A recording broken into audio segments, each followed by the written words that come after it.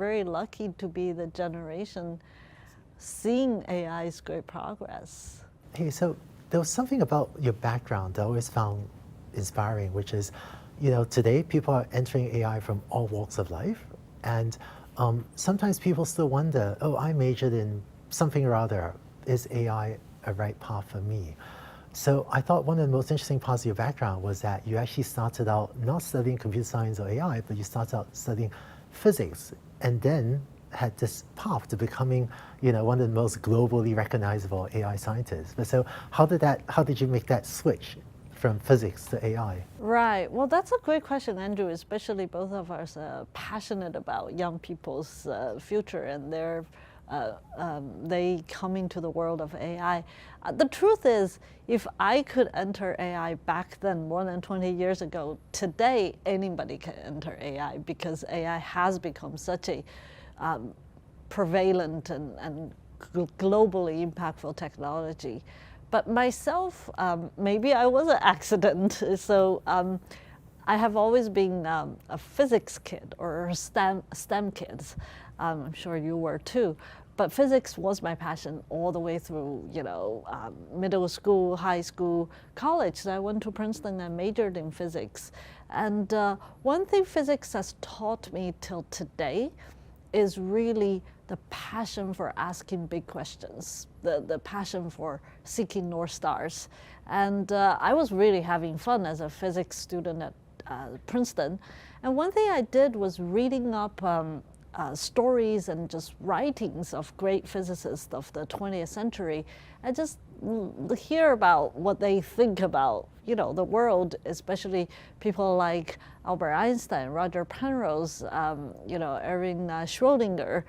And it was really funny to notice that many of the writings towards the later half of the career of these great physicists were not about just the atomic world or the physical world, but ponderings about equally audacious questions like life, like intelligence, like human conditions.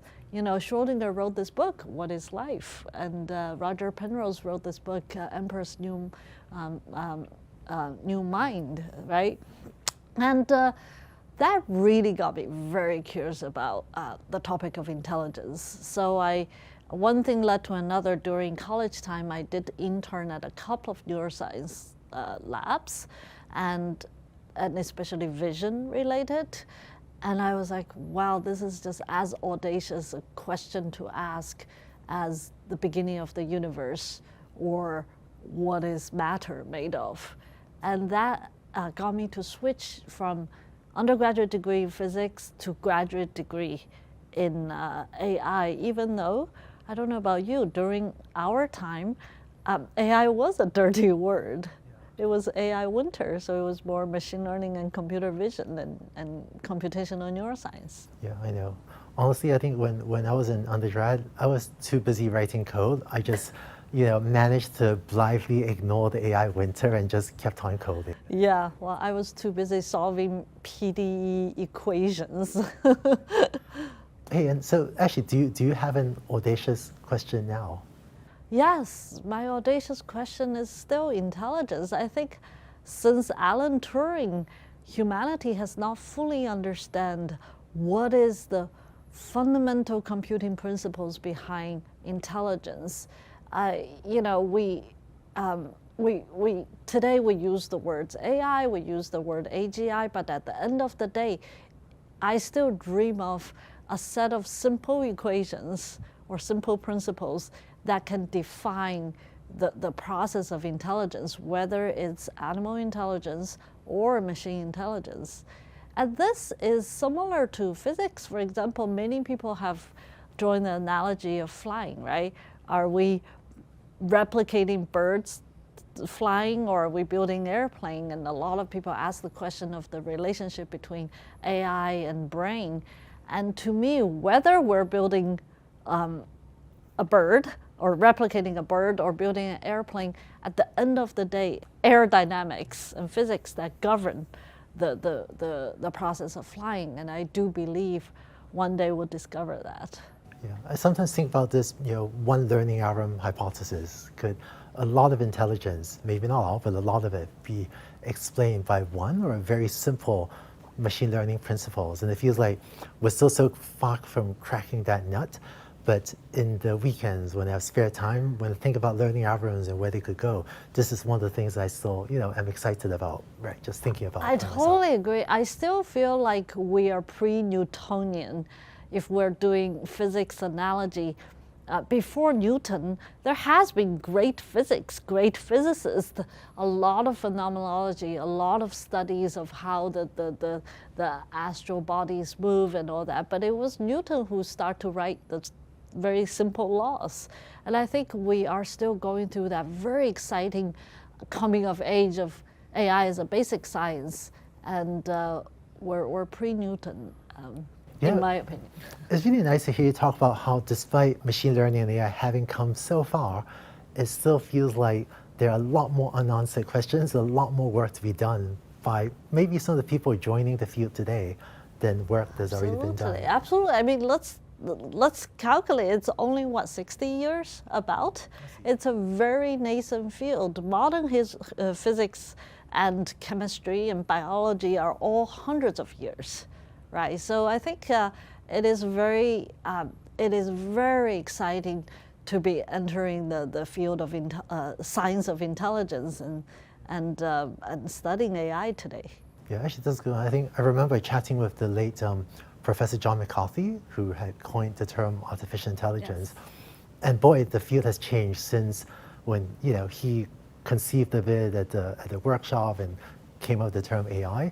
But maybe another 10 years from now, maybe someone watching this will come with a new set of ideas, and then we'll be saying, boy, AI sure is different than what you and I thought it would be. That's an exciting future to build towards. Yeah, I'm sure Newton would have not dreamed of Einstein. So our evolution of science sometimes takes strides, sometimes takes a while, and I think we're absolutely in an exciting phase of AI right now. It's interesting hearing you paint this grand vision for AI. Going back a little bit, there was one other piece of your background that I found, inspiring, which is when you're just getting started, I've heard you speak about how, you're a physics student, but not only that, you're also running a laundromat to pay for school. And so just tell me more about, tell us more about that. Well, yeah.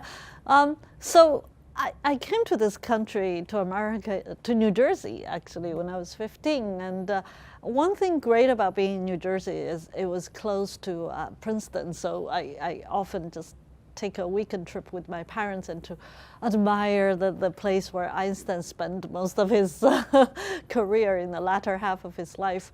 But, with typical immigrant life, and it was tough. And by the time I entered Princeton, my parents didn't speak English. And one thing led to another. It turns out running a dry cleaner might be the best option for my family, especially for me to lead that business because it's a weekend business. If it's a weekday business, it would be hard for me to be a student. And it's actually, believe it or not, running a dry cleaning shop is very machine heavy, which is good for a STEM student like me. So we decided to open a dry cleaner shop in a small town in New Jersey called Parsippany, New Jersey. It turned out we were physically not too far from Bell Labs, and where lots of early convolutional neural network research was happening, but I had no idea. I was actually a summer intern at AT&T Bell Labs way back. With Rob Shapiro? With Michael Kearns was my mentor, and Rob Shapiro, inventor of boosting great algorithms. See, you're coding AI. I was trying to clean clothes. No, that was only much later. Only much later in my life did I start interning. Yeah, and then it was 7 years. I did that for the entire undergrad and most of my grad school, and I hired my parents, and yeah. Yeah, no, that's really inspiring. I think I know you've been brilliant and doing exciting work all your life, and I think the story of running a laundromat to globally prominent computer scientists. I hope that inspires some people watching this, that no matter where you are, there's plenty of room for AI for everyone. Yeah. Don't even know this. My high school job was an office admin. And so to this day, I remember doing a lot of photocopying. And the exciting part was using the shredder. That was the glamorous part. But I was doing so much photocopying in high school, I thought, boy, if only I could build a robot to do this photocopying, maybe I could do something else. But did you succeed? I don't know, still working on it. I don't know, we'll see. Yeah. So, yeah.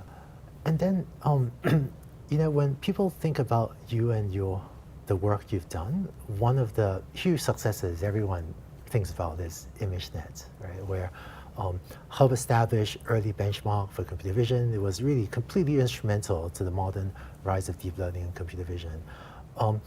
One thing I bet not many people know about is how you actually got started on ImageNet. So tell us the origin story of ImageNet. Yeah, well, Andrew, that's a good question, because a lot of people see ImageNet as just labeling a ton of images, but where we began was really going after a North Star. Brings back my physics background. So when I entered grad school, when did you enter grad school? Which year? 97. Okay, I was 3 years later than you, 2000.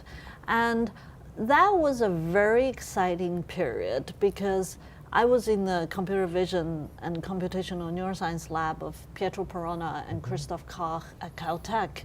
And leading up to that, there has been, first of all, two things was very exciting. One is that the world of AI at that point wasn't called AI, computer vision or natural language processing, has found its lingua de franco, its machine learning, statistical modeling as a new tool has emerged, right? I mean, it's been around. And I remember when the idea of applying machine learning to computer vision, that was like a controversial thing. Right, and I was the first generation of graduate students who were embracing all the BaseNet, all the inference algorithms and all that. And that was one exciting happening. A second exciting happening that most people don't know and don't appreciate is that couple of decades, probably more than two or three decades of incredible cognitive science and cognitive neuroscience work in the field of vision, in the world of vision, human vision, that has really established a couple of really critical North Star problems, just understanding human visual processing and human intelligence. And one of them is the recognition of understanding of natural objects and natural things, because a lot of the psychology and cognitive science work is pointing to us that is an innately optimized, whatever that word is, functionality and ability of human intelligence is more robust, faster, and more nuanced than we had thought.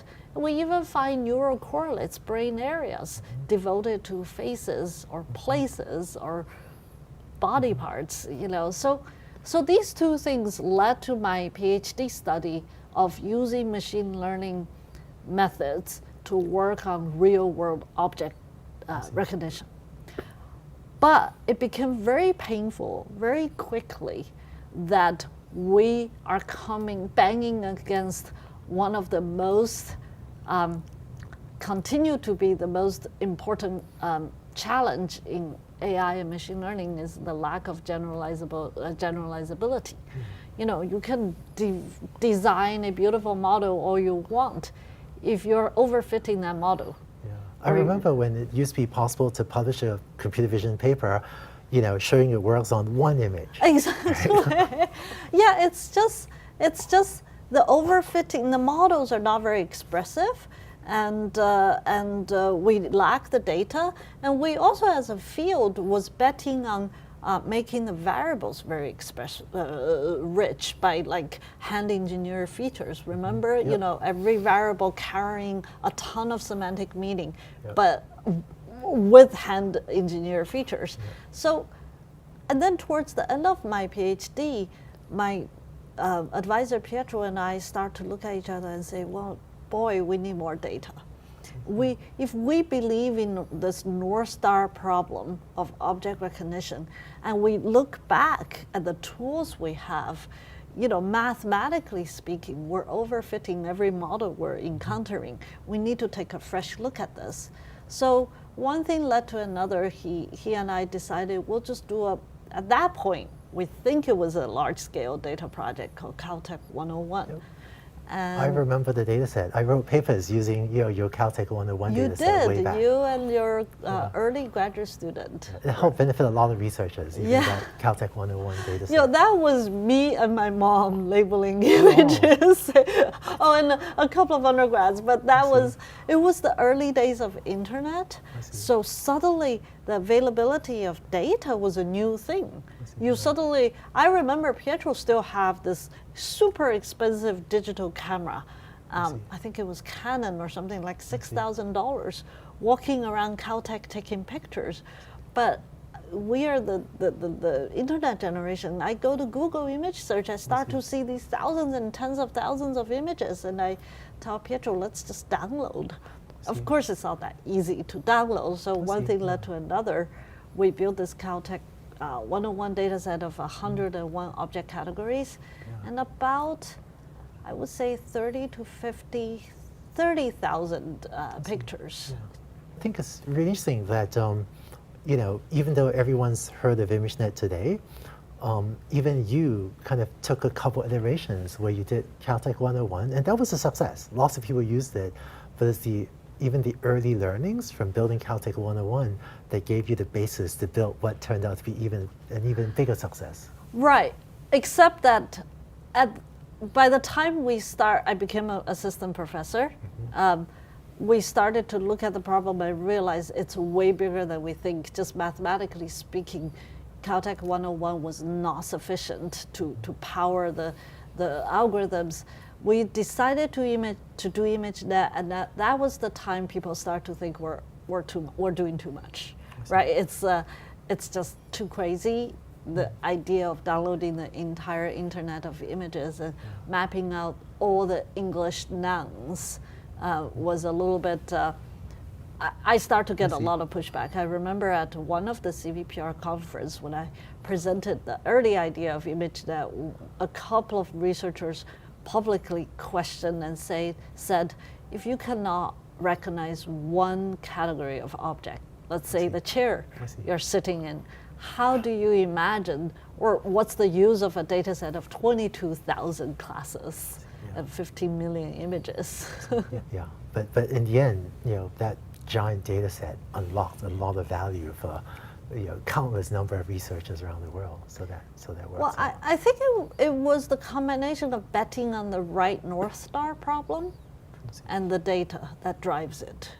So it was a fun process. Yeah, and to me, one of the when I think about that story, it seems like one of those examples where sometimes people feel like they should only work on projects that are the huge thing at the first outset, but I feel like for people working in machine learning, if your first project is a bit smaller, it's totally fine. Have a good win, use the learnings to build up to even bigger things, and then sometimes you get a ImageNet size win out of it. Yeah, well, but in the meantime, I think it's also important to be driven by an audacious goal, though. You can size your problem or size your project as local milestones and so on along this journey. But I also look at some of our current students, they're so peer pressured by this current climate of publishing nonstop. It becomes more incremental papers to just get into a publication for the sake of it. And I personally always push my students to ask the question, what is the North Star that's driving you? Yeah, that's true, And you're right. For myself, when I do research over the years, I've always pretty much done what I'm excited about and where I want to try to push the field forward. Doesn't mean don't listen to people. I have to listen to people, let them shape your opinion, but in the end, I think the best researchers let the world shape their opinion, but in the end, drive things forward using their own opinion. Totally agree. Yeah, it's your own inner fire, right? I think so. Yeah. So as your research program developed, you've wound up taking your, let's say, foundations in computer vision and neuroscience and applying to all sorts of topics, including very visibly healthcare, looking at neuroscience applications. Would love to hear a bit more about that. Yeah, happy to. I think the evolution of my research in computer vision also kind of follows the evolution of visual intelligence in animals. And there are two topics that truly excites me. One is, what is a truly impactful application area that would help human lives? And that's my healthcare work. The other one is, what is vision at the end of the day about? And that brings me to the trying to close the loop between perception and robotic learning. So on the healthcare side, one thing, Andrew, there was a number that shocked me about 10 years ago when I met my long-term collaborator, Dr. Arnie Milstein at Stanford Medical School. And that number is about 250,000 Americans die of medical errors every year. I had never imagined a number being that high due to medical errors. There are many, many reasons, but we can rest assured most of the reasons are not intentional. These are errors of unintended, mistakes and so on. For example, that's a mind-boggling number, right? I think it's maybe about 40,000 deaths a year from automotive accidents, which is completely tragic, and this is even vastly greater. I was going to say that. I'm glad you brought it up. Just one example, one number within that mind-boggling number is the number of hospital-acquired infection resulted fatality is more than 95,000. That is that's 2.5 times than the death of car accidents. And in this particular case, hospital-acquired infection is a result of many things, but in large, lack of good hand hygiene practice. So if you look at WHO, there has been a lot of protocols about clinicians' hand hygiene practice, but in real healthcare delivery, when things get busy, and when the process is tedious, and when there's a lack of feedback system, you still make a lot of mistakes. Another tragic medical fact is that more than $70 billion every year are spent in fall resulted injuries and fatalities. And most of this happen to elderlies at home, but also in the hospital rooms. And these are huge issues. And when Arnie and I got together back in 2012, it was the height of self-driving car, let's say not hype, but what's the word, the right word, excitement in Silicon Valley. And then we look at the technology of smart sensing cameras, LiDARs, radars, whatever, smart sensors, machine learning algorithm, and holistic understanding of a complex environment with high stakes for human lives. I was looking at all that for self-driving car and realized in healthcare delivery, we have the same situation. Much of the process, the human behavior process of healthcare is in the dark. And if we could have smart sensors, be it in patient rooms or senior homes, to help our clinicians and patients to stay safer, that would be amazing. So Arnie and I embarked on this, what we call ambient intelligence research agenda. But one thing I learned, which probably will lead to our other topics, is as soon as you're applying AI to real human conditions, there's a lot of human issues in addition to machine learning issues. For example, privacy. And I remember reading some of your papers with Arnie and found it really interesting how you could build and deploy systems that were, relatively privacy preserving. Yeah, well, thank you. Well, the first iteration of that technology is we use cameras that do not capture RGB information.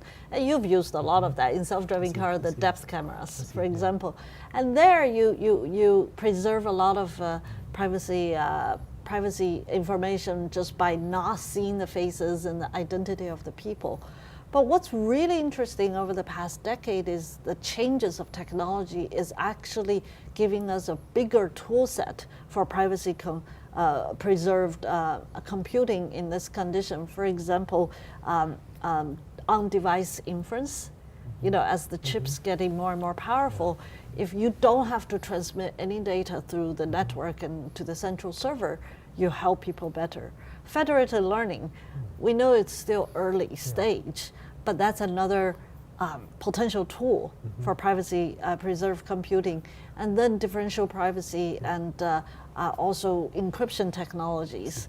So we're starting to see that human demand, you know, privacy and other issues is driving actually a new wave of machine learning technology in ambient intelligence in healthcare. Yeah, that's great. Yeah, I've been encouraged to see the, you know, real practical applications of differential privacy that are actually real.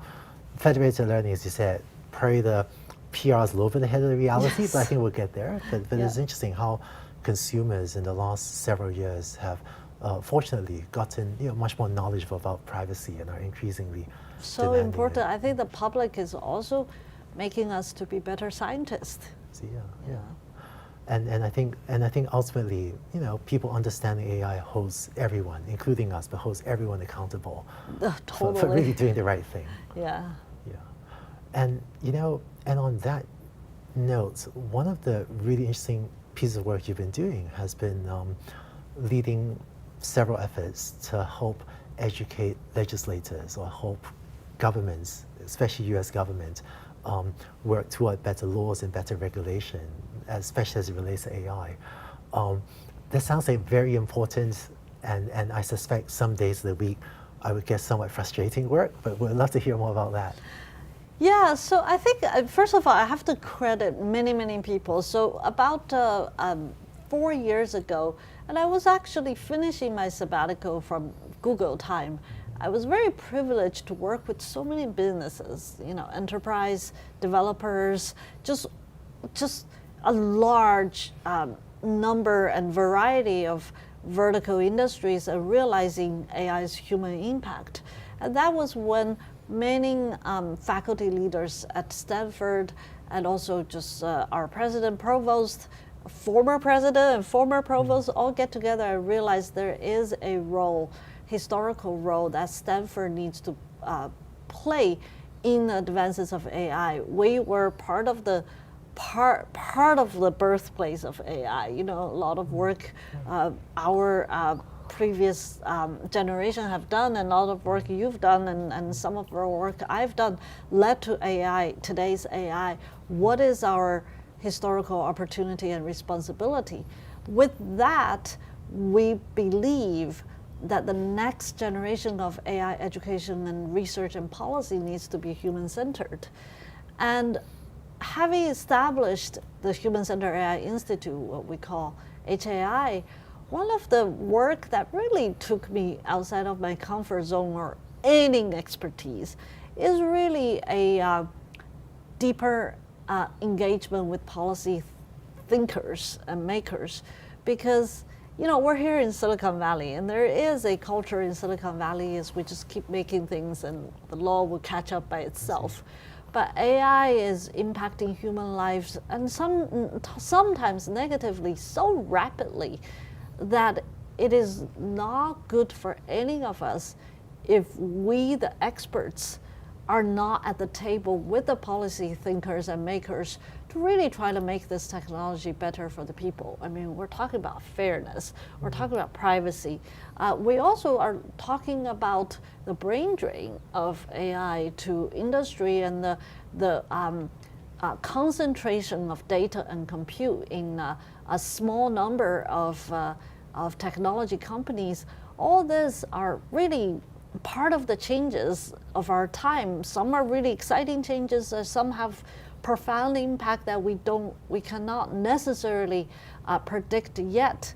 So one of the policy work that Stanford HAI has very proudly engaged in is we were one of the leading universities that lobbied a bill called the National AI Research Cloud Task Force Bill. It changed the name from Research Cloud to Research Resource. So now the bill's acronym is NARE, National AI Research Resource.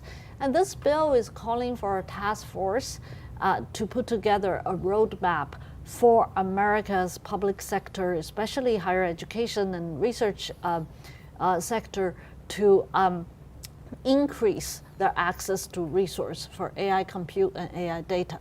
And it really is aimed to rejuvenate America's ecosystem in AI innovation and research. And I'm on the 12-person task force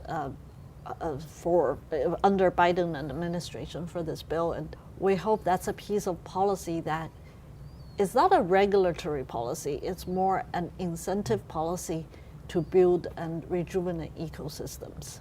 I'm glad that you're doing this to help shape US policy and this type of making sure enough resources are allocated to ensure healthy development of AI. It feels like this is something that every country needs at this point. Yeah. So, just from the things that you are doing by yourself, not to speak of the things that the global AI community is doing, there's just so much going on in AI right now. So many opportunities, so much excitement. Yeah. I found that for someone getting started in machine learning for the first time, sometimes there's so much going on, they can almost feel a little bit overwhelming. Totally. What advice do you have for someone getting started in machine learning? Great question, Andrew. I'm sure you have great advice. You're one of the world-known advocate for AI machine learning education. So I do get this question a lot as well. And one thing you're totally right is AI really today feels different from our time. During our Today, time, just for the record, now is still our time. Just so you know. yeah, that's true. When we were starting in AI, Sure. Yeah, yes, I love that. Exactly, we're still part of this. When we get started, the entrance to AI and machine learning was relatively narrow. You almost have to start from computer science angle, right? As a physics major, I still had to wedge myself into the computer science track or electrical engineering track to get to AI. But today, I actually think that there is many aspect of AI that creates entry points for people from all walks of life. On the technical side, I think it's obvious that there's just a incredible plethora of resources out there on the internet, from Coursera to YouTube to TikTok to GitHub there's just so much that students worldwide can learn about AI and machine learning compared to the time we began learning machine learning. And also any campuses, we're not talking about just college campuses, we're talking about high school campuses, or even sometimes earlier, we're starting to see more available classes and resources. So I think I do encourage those of the young people with a technical interest and resource and opportunity to embrace these resources, because it's a lot of fun. But having said that, for those of you who are not coming from a technical angle, who still are passionate about AI, whether it's the downstream application or the creativity it engenders, or the policy and social angle, or important social problems, whether it's digital economics or the governance or history, ethics, political sciences, I do invite you to join us, because there is a lot of work to be done. There's a lot of unknown questions. For example, my colleague at HAI are trying to find answers on how do you define our economy in the digital age? What does it mean when robots, software are participating in the workflow more and more? How do you measure our economy? That's not an AI coding question. That is an AI impact question. We're looking at the incredible advances of generative AI, and there will be more.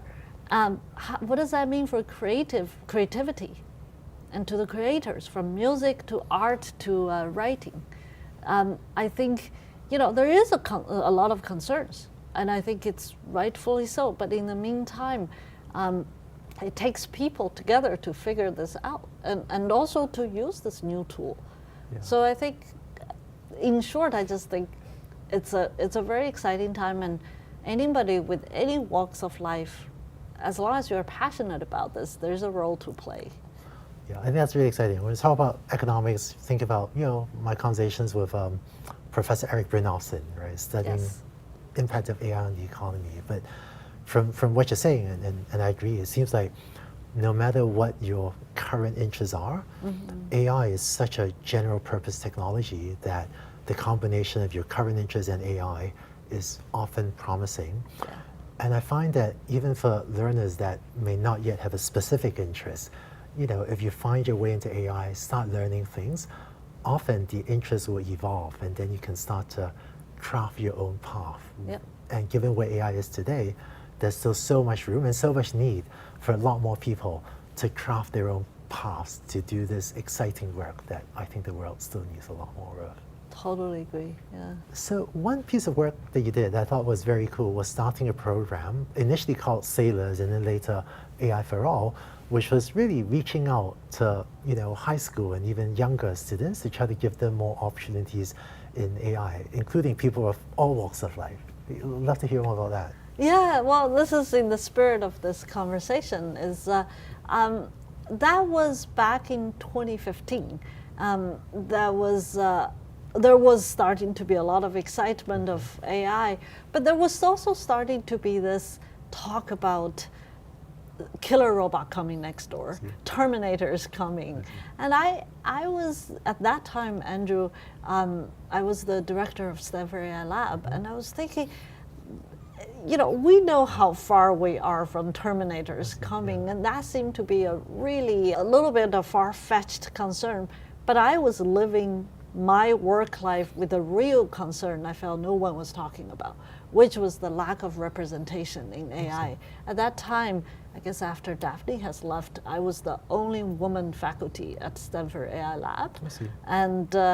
And we're having very small, around 15% of women graduate students, and we really don't see anybody from the underrepresented minority groups in Stanford AI program. And this is a national or even worldwide issue, so it wasn't just Stanford. And frankly, it still needs a lot of work today. Exactly. So how do we do this? Well, I got together with my former student, Olga Rusakovsky, and also a long-term educator of STEM topics, Dr. Rick Sommer from Stanford Pre-Collegiate Study Program, and thought about inviting high schoolers, at that time women, high school young women, to participate in a summer program to inspire them to learn AI. And that was how it started in 2015. And 2017, we got a lot of encouragement and support from people like Jensen and Lori Huang and Melinda Gates, and we formed the national nonprofit called AI for All, which is really committed to training or helping tomorrow's leaders, shaping tomorrow's leaders for AI from students of all walks of life, especially the traditionally underserved and underrepresented communities. And till today, we've had many summer camps and summer programs across the country. More than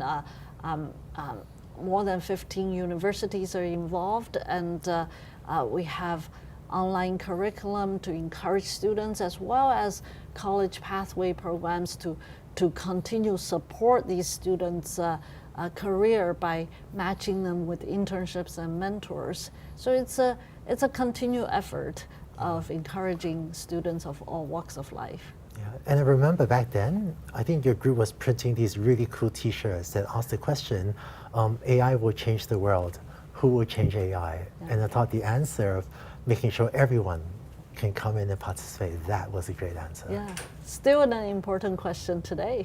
Yeah. So that's a great thought, and I think that takes us toward the end of the interview. Any final thoughts for the people watching this? Still that This is a very nascent field. As you said, Andrew, we are still in the middle of this. I still feel there's just so many questions that, I wake up excited to work on with my students in the lab, and I think there's a lot more opportunities for the young people out there who want to learn and contribute and shape tomorrow's AI. 万事不求人，私人助理、私人顾问时代来临了。六度万事，万事相助，超强博士群不断奉献专项服务，信息、财经、健康、文娱、教育、旅游、消费、科技、美食，让您的生活品质全线升级。六度世界，现在体验，请去3w.6度.world。限时免费期间，全体注册网友免费使用付费版的高级功能如下：支持论坛搜索，免费画图。第一步，点击右上角最左边的机器人符号开始对话，像图片中红框中的那样。第二步，如图选择六度万事，我们未来将推出更多的 AI 供大家选择。然后就可以与六博士悄悄畅谈了。还支持论坛内部信息搜索哦。您还可以让六博士做你的助手，帮你绘制漂亮图片。最后可以点击添加好友进来，一起与六博士工作。一起来3w.6度.world尝试吧。